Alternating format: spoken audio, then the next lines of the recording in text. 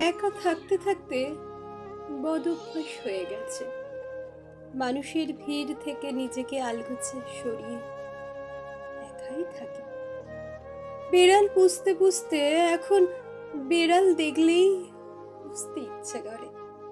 একা থাকা মেয়েরা নাকি বেশ বেড়াল পোষে। শুনেছি ওদের ঘরে সাদা বা কালো বা ছাই বা সোনালী রঙের বেড়াল দু একটা থাকেই। গায়ে না চললেও, আহ্লাদ না করলেও থাকে। ঘরের কোণে বা উঠোনে কোথাও থাকে।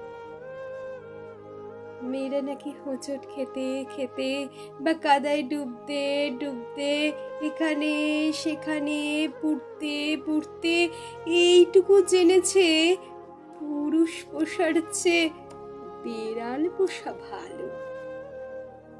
আমারও কি বছরের পর বছর পুরুষ পুষতে পুষতে মনে হয়নি কাল সাপ পুষছি আসলে?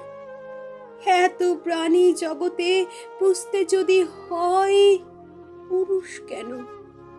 কথা শোনে, বোঝে, চোখের ভাষাও আছে, কাছে আসে, ভালোবাসে, পাশে শোয়, আঁচড়ায় না, কামড় বসায় না, আচমকা রক্তাক্ত করে না।